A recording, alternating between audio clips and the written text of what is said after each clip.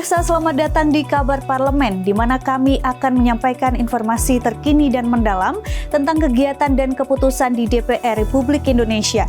Saya Ajeng Tiara, ikuti terus Kabar Parlemen untuk mendapatkan isu-isu penting dan wawancara eksklusif dengan para anggota Dewan. Berikut berita selengkapnya.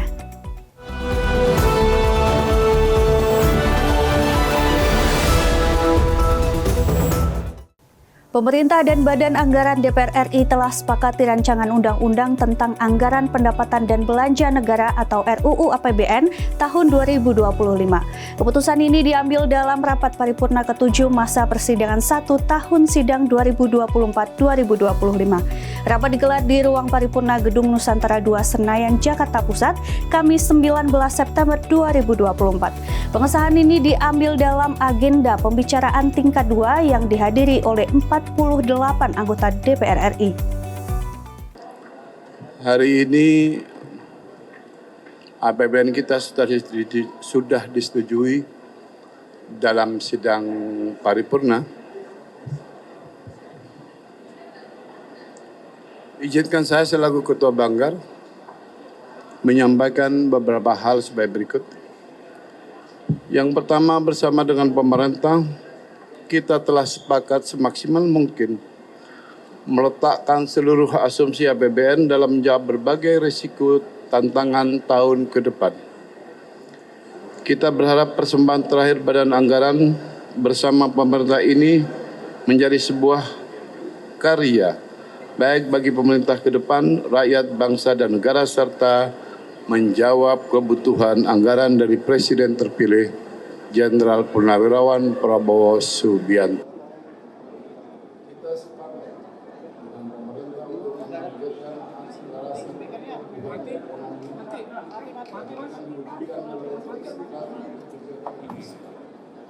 jangka panjang, pendek, dan difokuskan pada pendidikan yang berkualitas melalui program renovasi sekolah, penguatan sekolah, kesehatan berkualitas dengan pembangunan rumah sakit yang berkualitas, pemeriksaan kesehatan gratis, serta akselerasi penurunan stunting. Pengentatan kemiskinan dan pemerataan melalui program perlindungan sosial, rumah layak huni yang terjangkau, dan program desa mandiri. Terakhir, pertumbuhan ekonomi tinggi melalui hilirisasi, akselerasi investasi, berorientasi ekspor, serta transformasi ekonomi hijau. Dan target jangka pendek tersebut kita pandang sebagai fokus pemerintah yang harus dicapai pada tahun 2025. Jujur saja, kita sudah on the track untuk terus berlari menuju negara maju di 2024 nanti. Kita sudah meletakkan kerangka kerja yang cukup kokoh dalam asumsi dasar ekonomi makro tahun 2025. Bahkan target pertumbuhan ekonomi kita yang 5,2 lebih baik dari prediksi berbagai lembaga internasional. Begitupun target pencapaian inflasi yang terkendali di 2,5%. Di saat negara lain masih berjuang menurunkan angka inflasi, kita sudah bisa mencapai angka inflasi normal sama seperti saat sebelum terjadi krisis. Banggar DPR RI juga ingin mengingatkan kita semua bahwa persoalan nilai tukar yang terjadi dalam beberapa waktu terakhir membuat kita tidak berdaya. Grafik transaksi nilai tukar kita dalam jangka panjang cenderung melemah. Pada tahun 2025 pemerintah mengusulkan 16.100 per US dollar. Pimpinan Badan Anggaran mendorong agar lebih rendah di level 15.900. Namun kita bersepakat akhirnya di Rp16.000 per 1 US dollar. Kita bersama pemerintah, Badan Anggaran bersepakat sebagaimana dalam sidang paripurna tadi kami sampaikan untuk anggaran pendidikan minimal 20% yaitu 724,26 dari APBN kita. 8. Persoalan buruknya kualitas gizi dan masih tingginya angka stunting harus menjadi persoalan yang harus diselesaikan segera. Jangan sampai ini menjadi dosa kita bersama melihat kondisi balita dan anak-anak kita. Hal ini terkait dengan masa depan bangsa kita. Banggar DPR mengapresiasi kebijakan pemerintah ke depan untuk menjadikan peningkatan kualitas SDM sebagai salah satu program unggulannya.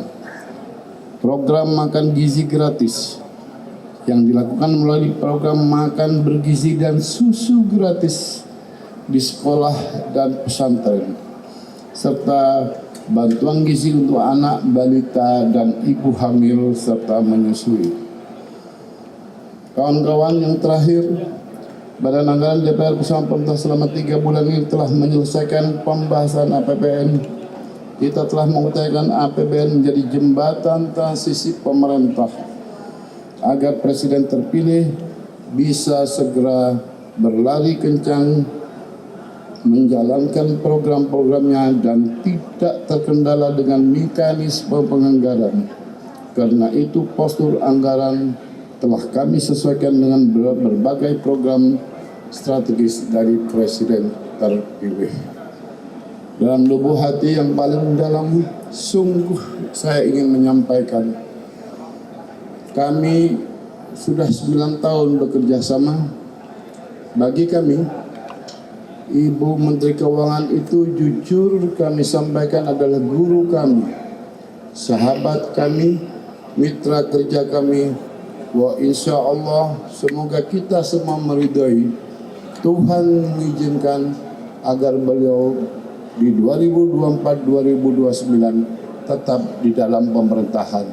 Amin ya rabbal alamin. Terima kasih.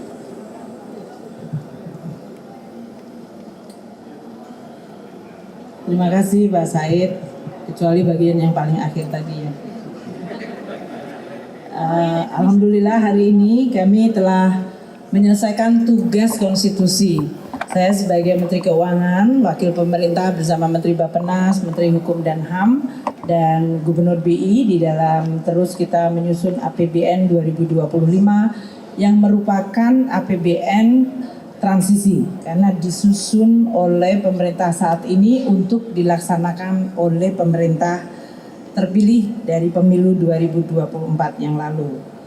Kita semuanya terus melakukan komunikasi dan konsultasi politik untuk mendapatkan arahan sehingga APBN 2025 bisa mengakomodasi seluruh prioritas pemerintah baru, namun pada saat yang sama tetap waspada terhadap berbagai risiko seperti geopolitik, terjadinya berbagai gejolak, perlambatan dari perekonomian besar seperti di Amerika Serikat, RRT, Eropa, serta tajamnya fragmentasi global dalam bentuk perang dagang.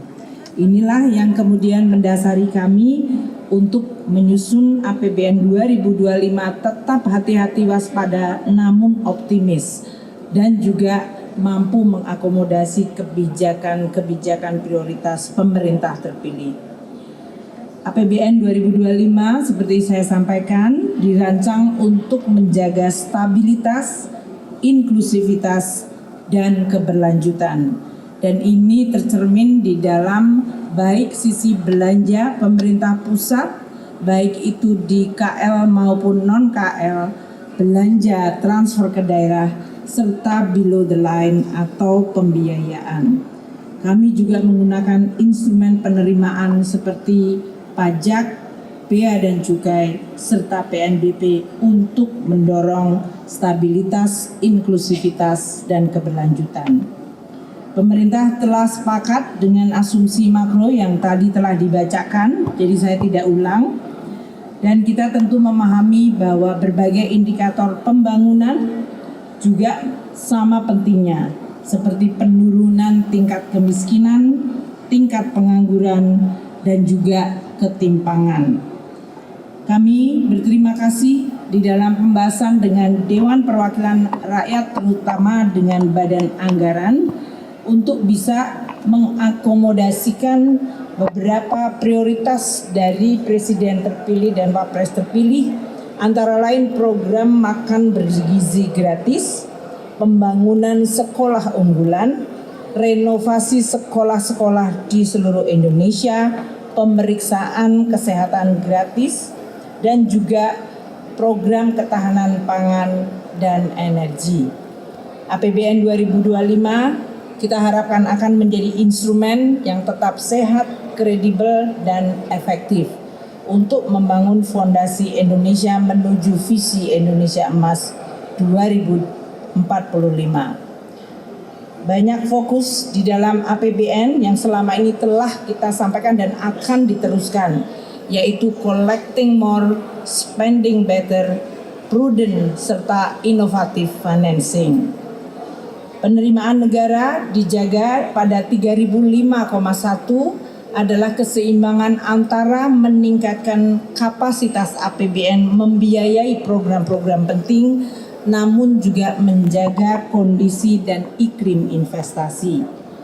Belanja kementerian lembaga sebesar 1.160,1 triliun telah memasukkan program unggulan pemerintah baru, makan bergizi gratis 71 triliun, renovasi sekolah 20 triliun, sekolah unggulan, pembangunan sekolah unggulan 2 triliun, pemeriksaan kesehatan gratis 3,2 triliun, penuntasan TBC, penanganan TBC 8 triliun, lumbung pangan nasional 15 triliun, dan peningkatan rumah sakit berkualitas sebesar 1,8 triliun. Untuk transfer ke daerah 919,9 triliun adalah untuk menciptakan sinergi harmonisasi kebijakan pusat dan daerah dan meningkatkan kualitas belanja produktif dan perbaikan local taxing power, sehingga kemajuan daerah akan semakin diselaraskan, yang tertinggal bisa mengejar lebih cepat, sehingga daerah-daerah makin mengalami konvergensi kemajuan. Defisit APBN 2025 seperti tadi telah disampaikan sebesar 2,53% PDB atau 616,2 triliun. Ini adalah tingkat yang hati-hati, cukup untuk mewadahi berbagai program prioritas, namun tetap sustainable, prudent, dan pengendalian risiko yang tetap bisa dikelola baik. Di dalam pembiayaan investasi sebesar 154,5 triliun adalah untuk mendukung berbagai BUMN, BLU untuk peningkatan kualitas SDM. Saya ingin menyampaikan pada kesempatan yang baik ini terima kasih atas persahabatan saya dengan Pak Said dan seluruh pimpinan Banggar serta anggota Banggar, dan juga seluruh komisi yang telah membahas APBN 2025. Pasti tidak semua keinginan bisa diwadahi dan dipenuhi, namun kita berusaha untuk terus memaksimalkan sumber daya yang ada di dalam APBN sebagai instrumen pembangunan yang bisa dijaga keberlanjutan dan kesehatannya. Pak Said, terima kasih Pak Said atas persahabatan dan hubungan yang luar biasa konstruktif antara pemerintah dengan DPR. Di dalam DPR menjalankan. Informasi berita lainnya akan kami sajikan usai jeda berikut ini. Tetaplah bersama kami di Kabar Parlemen.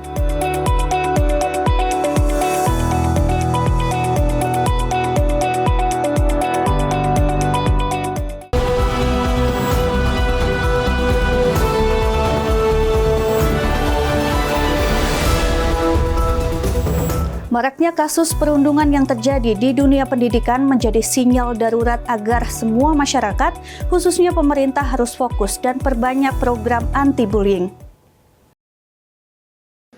Kekerasan akibat bullying yang kerap terjadi di dunia pendidikan harus segera dihentikan. Ketua DPR RI Puan Maharani menilai bila program anti perundungan khususnya yang terjadi di sekolah harus semakin diperbanyak.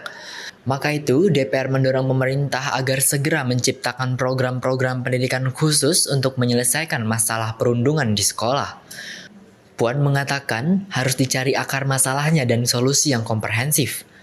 Masalah perundungan di sekolah perlu diatasi dari hulu ke hilir dan pastinya perlu melibatkan lintas sektor, baik itu sektor pendidikan, perlindungan anak, kesehatan untuk urusan psikologi, sampai bidang hukum. Menurutnya, semakin sering seorang anak mendapatkan informasi soal dampak dari bullying, maka diharapkan tindakan perundungan anak di sekolah bisa semakin ditekankan. Hingga mampu memberikan pemahaman kepada anak tentang jenis-jenis yang masuk dalam kategori perundungan, karena biasanya perundungan kecil akan menjadi bom waktu di kemudian hari. Dari Jakarta, kru yang bertugas melaporkan untuk Berita Nasional TV. Dewan Perwakilan Rakyat Republik Indonesia menggelar sidang paripurna ke-7 masa persidangan 1 tahun sidang 2024-2025 pada 19 September 2024 dengan agenda sidang pengesahan rancangan Undang-Undang Kementerian Negara hingga Dewan Pertimbangan Presiden atau Watimpres. Pemirsa Berita Nasional TV, baru saja DPR RI menggelar sidang paripurna ke-7 masa persidangan 1 tahun sidang 2024-2025 di Gedung Nusantara 2 DPR RI Senayan, Jakarta Pusat. Sidang paripurna hari ini dipimpin langsung oleh Wakil Ketua DPR RI, Dodik F. Paulus, yang juga didampingi oleh Wakil Ketua DPR lainnya, yakni Rahmat Gobel. Agenda sidang paripurna hari ini untuk mengesahkan rancangan undang-undang, salah satunya adalah RUU tentang Kementerian Negara dan juga Dewan Pertimbangan Presiden. Ada 7 agenda yang dibahas dalam rapat paripurna hari ini. Yang pertama adalah pembicaraan tingkat 1 atau pengambilan keputusan terhadap rancangan undang-undang tentang APBN tahun anggaran 2025. Yang kedua, pembicaraan tingkat 2, pengambilan keputusan terhadap rancangan undang-undang tentang perubahan atas Undang-Undang Nomor 19 Tahun 2006 tentang Dewan Pertimbangan Presiden. Yang ketiga, pembicaraan tingkat 2, pengambilan keputusan terhadap rancangan undang-undang tentang perubahan atas Undang-Undang Nomor 39 Tahun 2008 tentang Kementerian Negara. Lalu yang keempat, pembicaraan tingkat 2, pengambilan keputusan terhadap rancangan undang-undang tentang perubahan ketiga atas Undang-Undang Nomor 6 Tahun 2011 tentang keimigrasian. Lalu yang kelima, persetujuan permohonan pertimbangan pemberian kewarganegaraan Republik Indonesia dilanjutkan dengan pengambilan keputusan. Lalu yang keenam, penetapan mitra kerja Badan Gizi Nasional dilanjutkan dengan pengambilan keputusan. Lalu yang ketujuh adalah penetapan rancangan peraturan Dewan Perwakilan Rakyat Republik Indonesia tentang pemberian penghargaan kepada anggota DPR RI pada akhir masa keanggotaannya dilanjutkan dengan pengambilan keputusan. Langsung dari gedung DPR RI, Natasha Alko Galuh Anggara melaporkan untuk Berita Nasional TV. Komisi 3 DPR RI resmi menyetujui proses naturalisasi 2 pemain keturunan Indonesia, Mes Hilgers dan Eliano Renders. Kepastian tersebut didapatkan saat rapat kerja Komisi 3 DPR RI di Gedung DPR MPR RI Jakarta Pusat pada 17 September 2024. Komisi 3 DPR RI resmi menyetujui proses naturalisasi 2 pemain keturunan Indonesia, Mes Hilgers dan Eliano Renders. Kedua pemain tersebut diproyeksikan membela timnas Indonesia. Kepastian tersebut didapatkan saat rapat kerja Komisi 3 DPR RI di Gedung DPR MPR RI Jakarta Pusat pada 17 September 2024. Dalam rapat kerja tersebut turut dihadiri perwakilan PSSI dan Menpora Dito Aryo Tejo. Sebelumnya, Menpora Dito Aryo Tejo dan PSSI berharap Mes Hilgers dan Eliano Renders bisa segera membela timnas Indonesia. Kedua pemain tersebut diharapkan sudah bisa diturunkan pada Oktober mendatang untuk pertandingan ronde ketiga kualifikasi Piala Dunia 2026. Timnas Indonesia akan menjalani 2 pertandingan berat ronde ketiga kualifikasi Piala Dunia Oktober mendatang. Skuad Garuda akan bertanding ke Bahrain pada 10 Oktober dan ke Cina pada 15 Oktober. Ya, alhamdulillah hari ini kami bersama Pak Menhukam dan juga PSSI dan juga 2 pemain naturalisasi yang kami ajukan permohonan pertimbangan warga negara baru saja selesai proses di Komisi 3 dan alhamdulillah dukungan penuh dan cepat dari Komisi 3 atas pemberian pertimbangan warga negara buat 2 pemain yang kami ajukan. Jadi ini kami mohon terima kasih kepada Komisi 3 dan selanjutnya kami akan melakukan proses lanjutan di Komisi 10. Dari Jakarta, Galuh Anggara, Jauhar, Berita Nasional TV melaporkan. Informasi berita lainnya akan kami sajikan usai jeda berikut ini. Tetaplah bersama kami di Kabar Parlemen.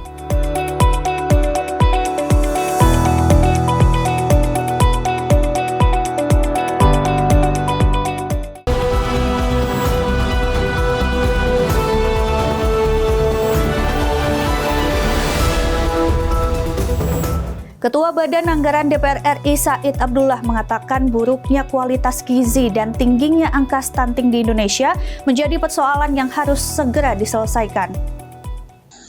Ketua Badan Anggaran DPR RI Said Abdullah mengatakan buruknya kualitas gizi dan tingginya angka stunting di Indonesia menjadi persoalan yang harus segera diselesaikan. Said mengapresiasi makan bergizi gratis Presiden terpilih Prabowo Subianto untuk meningkatkan kualitas SDM Indonesia. Dirinya menjelaskan Banggar DPR bersama pemerintah selama 3 bulan terakhir telah menyelesaikan pembahasan APBN 2025.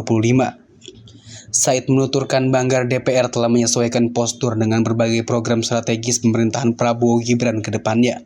Dirinya mengatakan Banggar DPR berkomitmen untuk terus mengalokasikan anggaran pendidikan sebesar minimal 20% dari APBN atau sebesar 724,26 triliun yang sesuai dengan amanat konstitusi.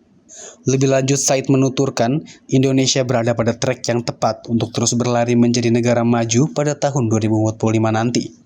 Bahkan targetnya pertumbuhan ekonomi disepakati sebesar 5,2%, lebih baik dari prediksi lembaga internasional IMF, WB, dan OECD. Persoalan buruknya kualitas gizi dan masih tingginya angka stunting harus menjadi persoalan yang harus diselesaikan segera. Jangan sampai ini menjadi dosa kita bersama melihat kondisi balita dan anak-anak kita. Hal ini terkait dengan masa depan bangsa kita. Banggar DPR mengapresiasi kebijakan pemerintah ke depan untuk menjadikan peningkatan kualitas SDM sebagai salah satu program unggulannya. Program makan gizi gratis yang dilakukan melalui program makan bergizi dan susu gratis di sekolah dan pesantren, serta bantuan gizi untuk anak, balita, dan ibu hamil. Balik pastikan PIN penghargaan untuk DPR bukan terbuat dari emas. Wakil Ketua Badan Legislasi DPR RI Ahmad Baidowi menyebut anggaran untuk pengadaan PIN tanda penghargaan kepada anggota DPR RI pada akhir masa keanggotaan periode 2019-2024 bersumber dari anggaran Kesekretariat Jenderal DPR RI. Wakil Ketua Badan Legislasi DPR RI, Ahmad Baidowi menyebut, anggaran untuk pengadaan PIN tanda penghargaan kepada anggota DPR RI pada akhir masa keanggotaan periode 2019-2024 bersumber dari anggaran Kesekretariat Jenderal DPR RI. Dirinya pun menyebut bahwa PIN tanda penghargaan akan disematkan untuk anggota DPR RI periode 2019-2024 itu bukanlah terbuat dari emas. Baidowi mengatakan harga PIN tersebut berkisar Rp500.000 dan bukan terbuat dari emas. Lebih lanjut, dia mengatakan bahwa peraturan pemberian tanda penghargaan juga telah disetujui dalam rapat paripurna DPR pada Kamis 19 September 2024. Nah, tadi kan sudah diatur itu bahwa semuanya diatur oleh Kesekjenan DPR. Jadi itu dari Kesekjenan DPR bukan dari anggaran 2. Ini palsu ini gitu. Jadi udah dipastikan kemarin itu teman-teman lihat semua hasil rapatnya itu bahwa itu ya PIN-PIN biasa. Jangan dianggap yang dipakai DPR emas ini 500.000 ini harganya. Coba cek di bawah ini. Tapi ini bukan sesuatu yang luar biasa kita dapat begini yuk. Dari Jakarta, Natasha Alko, Galuh Anggara, Berita Nasional TV melaporkan. Menteri ESDM Bahlil Lahadalia mengatakan dirinya masih membahas pengaturan BBM subsidi di Komisi 7 Gedung Nusantara II DPR RI Jakarta, Kamis 12 September. Bahlil meminta agar masyarakat tidak berspekulasi apa-apa dikarenakan aturannya masih dibahas. Menteri ESDM Bahlil Lahadalia menyatakan masih membahas aturan terkait pengaturan BBM subsidi. Dirinya menegaskan hingga saat ini belum ada aturan untuk membatasi BBM subsidi. Hal tersebut disampaikan seusai rapat bersama Komisi 7 di Gedung Nusantara II DPR RI, Jakarta, Kamis 12 September 2024. Dirinya meminta agar masyarakat tidak berspekulasi apa-apa dikarenakan hingga saat ini aturannya masih dibahas. Dirinya mengatakan pemerintah nantinya akan mengumumkan pengaturan BBM bersubsidi yang akan diberikan kepada yang tepat. Untuk menyangkut dengan BBM subsidi, kita sekarang lagi masih dalam pembahasan aturannya. Jadi belum ada aturan itu dan belum ada diterapkan ya. Biar clear, masih dalam pembahasan. Dan saya pikir dalam waktu 1-2 minggu ini belum ada. Ya gitu ya. Jadi jangan dulu berspekulasi apa-apa. Jadi aturannya masih dibahas. Kalau kriterianya Pak mungkin bisa dijelaskan. Semuanya nanti kita umumkan. Yang jelas BBM ini diberikan kepada yang berhak menerima subsidi. Tepat sasaran. Jangan orang seperti saya atau sama Pak Agus dikasih BBM subsidi dong, nggak fair. Kita harus kasih kepada saudara-saudara kita yang memang layak untuk mendapatkan.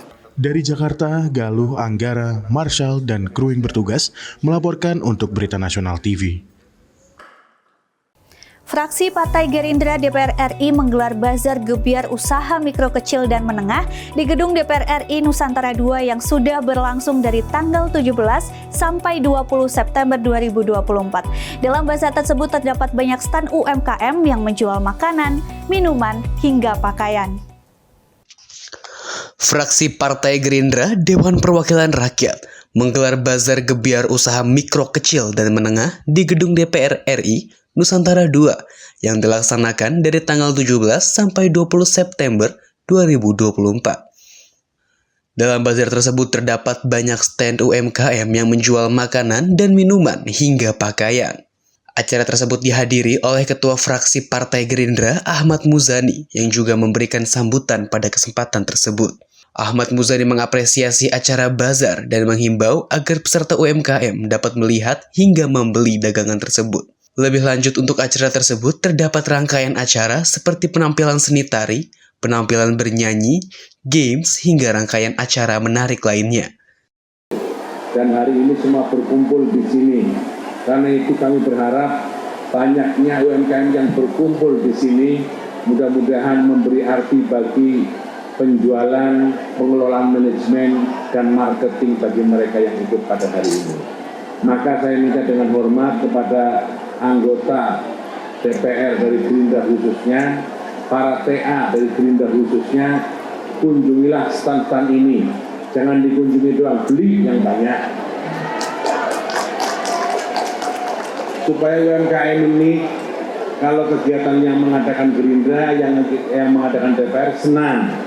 Karena kalau di DPR, apalagi Gerindra, lakunya banyak, marketnya bagus, dan itu bisa memberi dampak bagi penjualan pada masa-masa di luar pameran seperti ini. Saya tidak mau panjang-panjang, harapan saya gebiar UMKM ini memberi dampak yang berarti bagi peningkatan manajemen, pengelolaan, market, dan semuanya karena ada upaya kita Dari Jakarta, Galuh Anggara, Jauhar, kru yang bertugas melaporkan untuk Berita Nasional TV. Demikian kabar parlemen telah menemani weekend Anda. Terus saksikan tayangan-tayangan menarik di Berita Nasional TV. Saya Ajeng Tiara beserta kru yang bertugas pamit undur diri. Terima kasih dan sampai jumpa.